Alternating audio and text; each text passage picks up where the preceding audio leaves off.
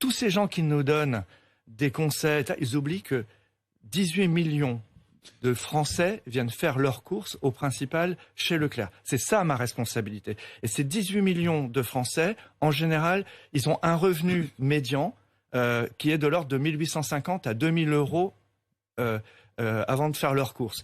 Et là-dedans, dans ces 18 millions de clients à qui il faut fournir de la nourriture saine et pas trop chère, il y a en plus, chez nous, chez Leclerc, chez aussi Intermarché, Aldi et Lidl, nous avons ces 8 millions à 9 millions de Français que le Secours populaire qualifie de revenus indécents ou insuffisants.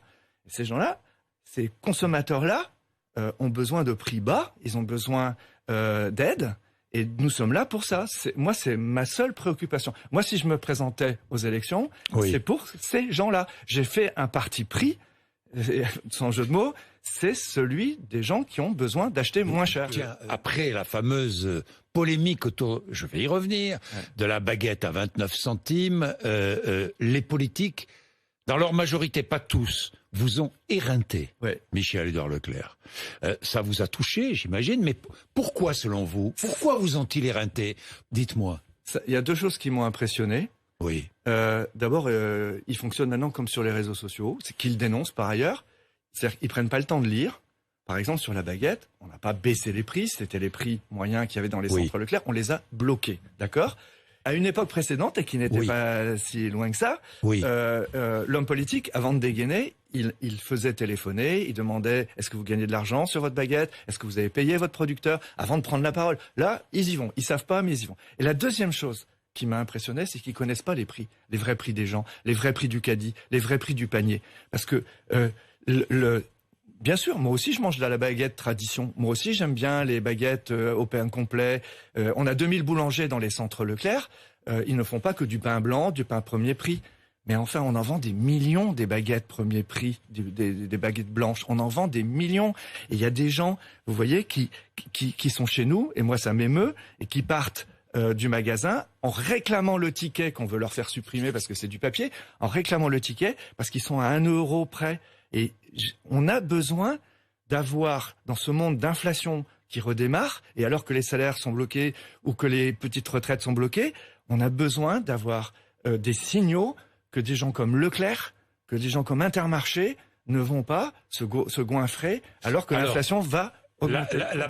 Cette baguette, vous la vendez à perte? Non. Non. Non. Non. Il y a 14 centimes de coût matière. Oui. Nous avons accepté 2 hausses tarifaires récemment des meuniers. Oui. Faut savoir que quand le blé augmente de 30%, ça fait augmenter la baguette de 1 centime. D'accord? Donc, nous avons pris ces hausses, nous avons fait nos prix, nous gagnons de l'argent dessus. C'est une baguette premier prix et nous vendons plus de baguettes.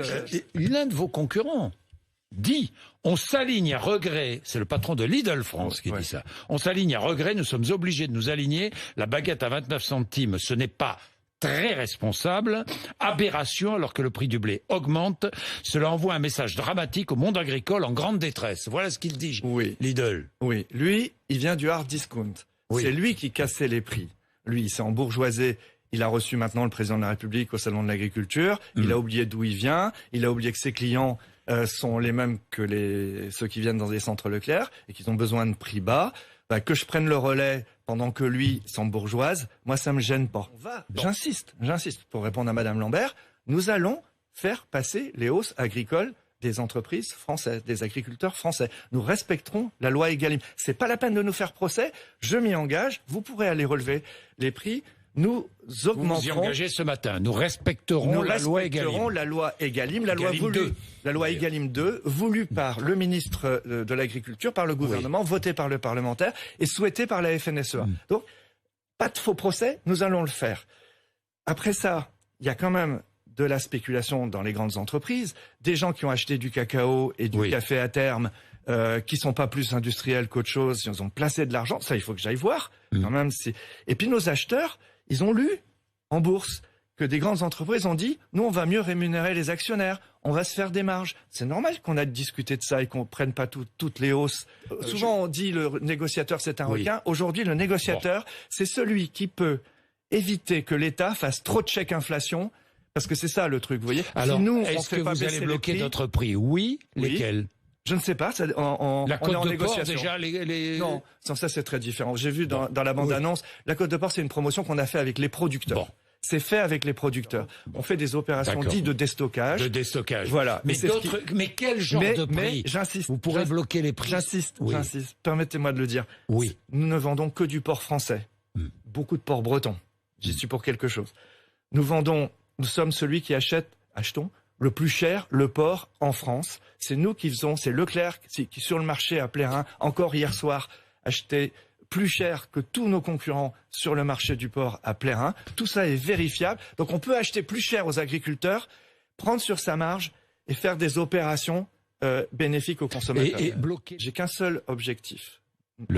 Satisfaire les 18 millions de clients. 18 millions. Combien d'élus rêvent d'avoir un rapport de confiance avec 18 millions de Français? Sur les 18 millions de clients des centres Leclerc, 14,2 millions ont la carte Leclerc. Ça me rend responsable. Ça rend mes collègues des centres Leclerc responsables, chacun dans leur ville. Donc notre priorité, quelle que soit la pression, bien sûr, c'est de mieux payer l'agriculture française, mais c'est de faire profiter les consommateurs d'une limitation de l'inflation globale.